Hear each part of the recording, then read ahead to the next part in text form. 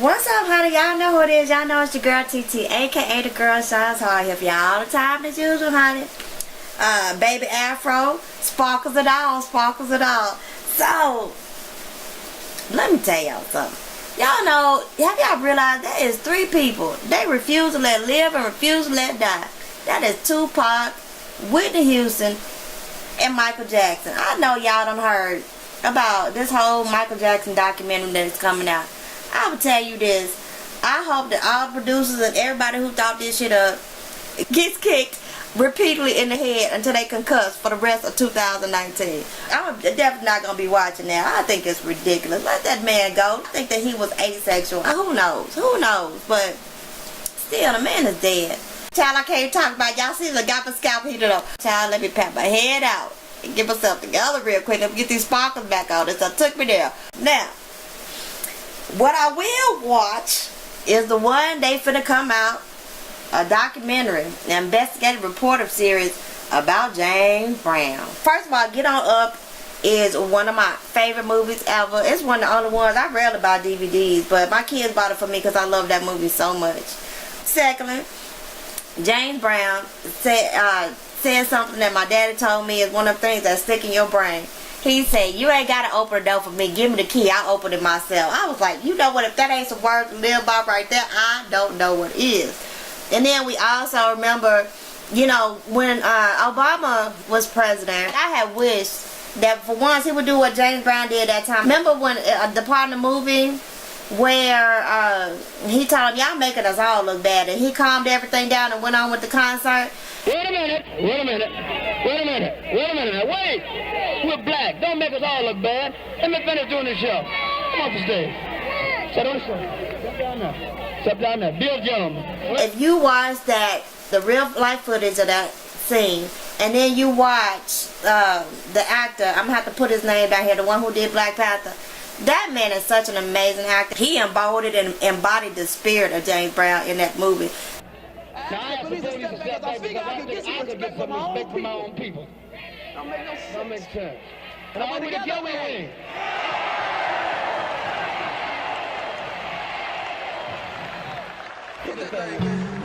So I think at this point, after all this stuff done came out, that they should have a Get On Up Part 2, and this should be called Get On Down and Dirty, honey. Because now do y'all realize that they say they've been saying since 2006 that James Brown was murdered? I'm finna get into all of it. Do y'all know they cut the man's legs off, okay? After he was dead, there was so many children and sisters and stuff coming out of woodworks after he died. They cut his legs off for DNA testing because there was so much embalming fluid in his body that they couldn't do a test like that. That let you know your kids don't give a fuck about you. And after all the great things that we know he was as a persona and as a man, it's very evident, very, very evident that he was an asshole in his real life. And he died, and the way he lived, child, just terrible. Just terrible. I'll tell you what, I'm my daddy's only baby, but I know what, if anybody had popped up out the woodwork talking about cutting my daddy's legs off, bitch, I don't know how many legs you'd have had left to walk off with after I tried to pull them hoes out by the thigh bone and shit, because it'd been going down. It's been our first and probably last meeting, because I'm trying to put all kinds of hands and shit on you, hands and weapons and shit on your ass. You talking about cutting my daddy's legs off. But the real thing about it, the kicker is that we all know that if they wanted to, the children at any point could have did a DNA test themselves. So that's all they had to do with their blood. You know what I mean? They wouldn't do it. And it seems like it was mutual, because they said at one point, James Brown said, and I quote, he told his friends that he wasn't leaving any money to his kids, saying, being my child is enough of an inheritance. They ain't get rich out my back. They ain't getting one damn dime. So yeah, that's how they treated him. That's why you got your legs cut off, James Brown. But let's go ahead with the story now. Let me tell y'all the whole thing. So now, okay, this is the official CNN report about the documentary they're gonna do. I don't know when that's coming out, but I guarantee I will be watching it. But anyway, this is from MSN.com from today, February 5th. It says, CNN investigation raises questions about the deaths of James Brown and his third wife, Adrienne. At least 13 people who knew James Brown have said they want an autopsy or a criminal investigation of his death, according to a new CNN investigative series. These skeptics include Dr. Marvin Crawford. Who can you believe? You can't believe a nigga named Marvin. He signed Brown's death certificate at an Atlanta hospital in 2006. In an exclusive interview with CNN, Crawford said he never believed that Brown died of natural causes. He changed too fast. He was a patient I would never have predicted would have coded, but he died that night, and I did raise that question: what went wrong in that room? Officially, the Godfather of Soul died of a heart attack and fluid in the lungs at age 73 in the early hours of Christmas Day 2006. Oh, that was a sad Christmas for a lot of old people, including my mama. Child, my dad loved Barbara Gay. My mom loved her some James Brown. I just didn't get it. Before the Get On Up movie came out, I didn't get it. I was like, oh, that old ugly man. You couldn't even understand what he was saying. I never liked any of his music until I watched the Get On Up movie, and then I started watching like his live performances and how he used to move and shit. I'm telling you, that man, yeah, he was the first. He was definitely the Godfather soul, for sure, for sure. But anyway, 12 years later, his manager, his widow, his son, and several friends and associates all tell CNN there are serious questions about Brown's death that can only be answered by forensic investigators. It's going to be a 3-part series. Ooh. It also examines the 1996 death of Adrienne Brown, his third wife. They say that she died while recovering from plastic surgery, but a friend also believed that she was murdered. Child. This is just the stuff I'm trying to read because I don't want to be that person who be reading a bunch of stuff. Because I want to just break it down to y'all. But this is the one of the pieces, little pieces and cogs of the kicker right here. In the hours after Brown's death, Dr. Crawford says he recommended an autopsy, but Brown's daughter, Yama Brown, declined the autopsy. When questioned by that decision by CNN, she did not offer an explanation. First of all, I wonder, is Yama her real name? And who decided it would be a good idea to name a child that and that any kind of good would come from that?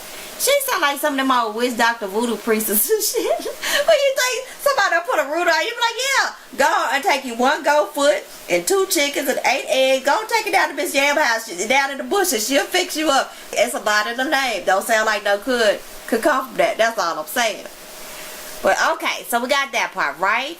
Another person of interest in this whole situation is this chick, Jackie Hollander. Now, she was a person that said that James Brown raped her in 1998, but she didn't get prosecuted because it had happened supposedly 17 years before, and the statute of limitations have run out. I don't know who James Brown's lawyer was, but that's who Bill Cosby should have got, because I know all our Negro senses was tingling on that Bill Cosby shit like it don't make no rational sense.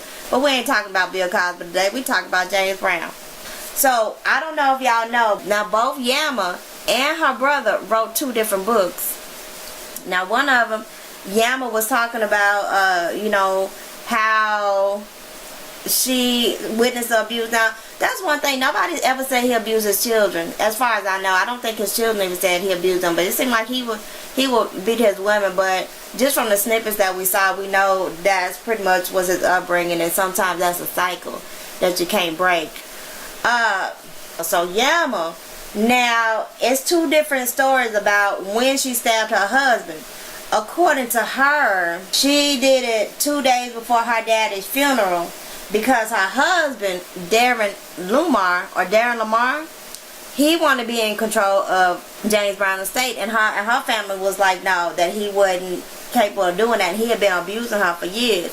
And she said that was the one night when she said fuck it, she was tired of it, and so she cut him. And then she said he beat her ferociously and viciously that night. So then he ended up there. A couple of years later, he ended up dead. They said that he was in his garage. He lived in a gated community. Somebody had to be waiting for him there, and they murdered him. They killed him. Cold blood. That's why they say revenge is a dish best served cold. They done forgot about that shit. Their emotions and stuff done cooled off because they did the shit in the heat of the moment. But you ain't forgot. That's the best time to murder somebody. But anyway, her ex-husband that she had to stab, that used to beat her viciously, he ended up dead. So now let's get to the brother story. The brother's book, the brother said that he feel like there had been murder going on in that whole family for 40 years. He felt like his brother Teddy. Now, I would say this. Whenever I watched the movie, and knowing that Teddy was his favorite son, I did feel like that that it might have been a sacrifice, because that was actually, I think, right around the time, wasn't it, when he made that demonic commercial. I think it was a Super Bowl commercial about selling his soul to the devil with that white guy. That was weird. And people been saying stuff like that about James Brown for a long time. And maybe not a satanic or a demonic person, but an evil motherfucker will put his fist in your face. I'm of the mind to believe that anybody that will hit a woman is gay at this point in my life. I sincerely believe that, just myself personally. I think they got some gay tendencies, some gay shit they holding out, or some gay shit that they doing. They don't want to be bothered with your titties, but you just keep trying to force it on them consistently. I don't know. I just really think anybody that hit a woman is gay, myself personally. But anyway, so the brother said that he believed not only was his daddy murdered, he believed the third wife was murdered. He believed that the stepbrother was murdered. He said he believed all of them got murked out. And he was saying it was people in James Brown's inner circle. What that circle is, I don't know. I would assume them people. I don't know who them people is. I'm just saying. Y'all know this, whoever they are. I just think that had something to do with all that. I don't know. Just my opinion. But anyway, let's take it back. Way back in the time. Let's take it back to 2008. After the stuff had happened, because remember, they didn't even bury him until a year and a half after he died. Remember that? Can you imagine? People really, just because everybody was infighting and fighting over his stuff and popping up out the woodwork, and nobody gave a fuck about him. Why? Because it seemed like in his real life he really didn't give a fuck about nobody. Seemed like he didn't care about the kids too, as we've already discussed, right? And do y'all know that his body had been moved 14 times? Okay, but this is an old thing from the Daily Mail from July 28, 2008, called "No Rest for James Brown's Soul" as his women feud over $50 million fortune. So I'm gonna have to read this one, y'all, because it's so convoluted but so complex. I'm telling you, if they want to make a movie about, there should be a second movie. I'm saying there should be a whole second movie about all this. One of my other favorite movies, y'all, is Why the Fools Fall in Love, the Frankie Lyman story. This will be way more deeper than that. Can you imagine, especially with the dude playing the role again? Yes. I say it should be done now, immediately. But anyway, let's keep moving. So this is from 2008. 18 months after his death, the Godfather's soul lives in a makeshift mausoleum in his daughter's back garden. Meanwhile, 4 ex-wives, 16 grandchildren, and even his butler are fighting over his $50 million legacy. He was laid to rest in his trademark electric blue stage suit and silver platform heels. He probably would have wanted that. He was a performer. I would tell you, ain't nothing like how Aretha got laid down while we talk about dead people and funerals, honey. That one picture that whoever took with her with the pointy toe red heels on, I was like, you better go, Aretha. You better go the right way. And she did. She did. She stopped the whole world with that funeral. But anyway, the Godfather's soul is not resting in peace. Far from it. Over a year and a half in, Brown's body has not even been properly buried. It is entombed in a steel casket painted gold and set in an 8 by 8 foot marble crypt in his daughter Deanna's garden in South Carolina on the edge of Savannah. One old friend of the singer described it as the most important black man in America caused the decision to leave his body in a makeshift mausoleum, nothing short of scandalous. It's something you do to a dog. You live like a dog, I guess you die like one, because they say he was a horrible person. One of Brown's former lawyers, Alfred Buddy Dallas, says no one should end their days in someone's backyard. Okay. Dallas also claims the crypt is not refrigerated and no reporter has been allowed close enough to check and see what state the body is in. There's just one reason that Brown's body is not at peace in the ground: money. His $50 million fortune, the $2.5 million a year in royalties that flow from his 800 songs, not to mention the proceeds from the sale of his 60-acre riverfront estate on Beach Island, have doomed his coffin to lie in his daughter's sweltering backyard. A bitter battle has broken out among his extended family over his will. And this group includes, y'all, his widow, who might not have even been married to him. Okay, what ended up happening was last chick he was married to, not only did he intentionally left her out of his will, because come to find out, y'all, she was married already. She had married somebody for a green card when she married James Brown. So it's another like that Why the Fools Fall in Love thing. Was she really still married to somebody else? Was she not? But she annulled the marriage, then he annulled the marriage, and then he didn't put her back in the will. And they said he said it was some people he was intentionally leaving out of his will, and one of them people was her. she said that he had made another will that included her and her son that she had by him, but that the kids, when they locked her out of the house, another thing, right, that they had shredded the new will, so all they were going by was an old will. Okay, so then there's 14 people claim to be his children, 16 grandchildren, a sister who almost certainly isn't, that's in parentheses and quotes, his former butler, and more than 30 lawyers, all determined to get their share of his money. So they say, when it comes to the will, they said in August of 2000, when James Brown, who was 67, was still sleeping, they say he was 67, he was still getting in. And y'all, do y'all know that they said that another thing that he used to do, he wouldn't even give foreplay to these women. He would send them to talk to some people and then after she read it and then just go fuck on them. They say he was a horrible individual. He literally was a dog. Oh, and I ain't trying to talk ill of the dead, but oh, James, but he was such a prolific man. He was such an amazing man. He did a lot of good things.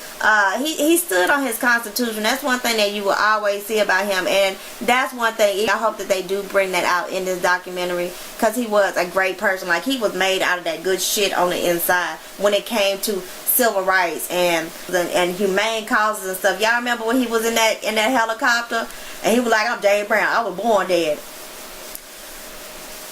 Do y'all realize that a lot of celebrities that was meant to be here, I don't want to get off track. Hold on, let me get off track for a second. Y'all know I'll get back. But do y'all realize that Elvis Presley was always saying, and some people say he had magic, like one day it was raining and he did like this and said let it stop raining, and it stopped, and that he was born with a dead twin, and James Brown said he was born dead. And there are so many people in history that knew each other. But the main thing that I take away is that story in Get On Up when he was talking to Little Richard, and Little Richard said, oh, the devil, he not gonna come with no long tail, he gonna come in a suit and he gonna ask you what you want, and when he asks you, you better have an answer. Everything about James Brown has seemed very demonic and demonically oriented.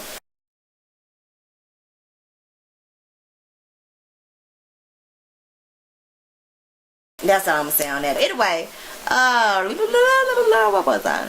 So in August 2000, they say when he was still sleeping with people, he was 67, he divided his estate into 3 parts. The first left to his 6 adult children, his 2 surviving ex-wives, and two of his other former mistresses. They don't make old niggas like that no more who really care about just their side chicks and stuff like that. The second part went to a trust fund to educate his 8 grandchildren, and the third, by far the largest, was to establish a trust fund to educate disadvantaged children. I think in South Carolina where he was from, if I'm not mistaken. And they said that was for all races, no matter what race. He wanted to provide for educational fund for these children. So he did have a heart somewhere in there. And again, I'm just saying, he might have been a messed up individual, but he was made out of good stuff. Now here we get back to the 4th wife. So one significant person who was left out of Brown's will was his 4th wife, Tommy Ray Heine, a former background singer that he married in 2001. It later emerged that their marriage was invalid, as Heine was already married at the time to a Pakistani man that she alleges now was a scam, like a green card marriage is what she was saying. And their marriage was annulled in 2004, and Brown never legally remarried her after the divorce. And Heine's son, named James Brown II, was born in 2001. Even though Brown insisted he had a vasectomy in 1984, she claimed that she is an admitted spouse under American law and therefore entitled to at least a third of his estate.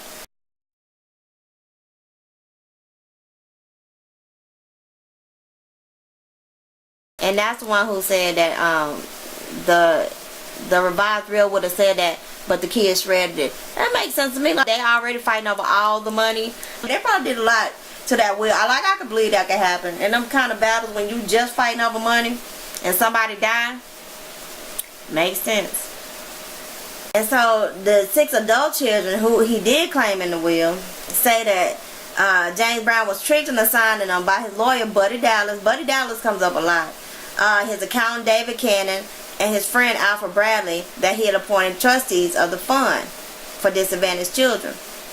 And the children say that the trust was only structured to get the men some commissions, And there's no denying it, since Cannon has since been ordered by the court to pay almost $400,000 in misappropriated funds and threatened with 6 months in jail if he don't do it. Oh, God, I told y'all. This stuff gets so deep. I'm telling y'all, this is not more just a 3-part series, a whole documentary. But oh baby, I will be watching that 3-part series if I don't watch shit else. I ain't even got to see it. I know they gonna throw it on Hulu after a while. Or I can Google it, I can download it, somebody go put it on YouTube. But oh baby, whenever I can, I'm gonna watch that Jordan. My goodness. Child, that's why they chopped them legs off. Because they say that they can't say with any accuracy how many children he actually had altogether. They say his brother will get him Viagra before every stage show. Child, you was working hard for that money, because James Brown, like when he was young, I could get it. When my mama used to talk about it, after he got old, child, if you want to have sex with that wax figure Muppet, they deserve a little something. Get them hoes about $500 piece, let them go. Just give it up and turn it loose. Just take what you can get. I will tell you that. Can you imagine having sex with old James Brown? Oh, he look like a prune. He looked like one of California raisins and shit. And he was babbling and a half out his fucking mind at that point. Child, that's a scary thought. Yeah, like I said, working hard for that money. Okay? Groupies and hoes been around for a long time.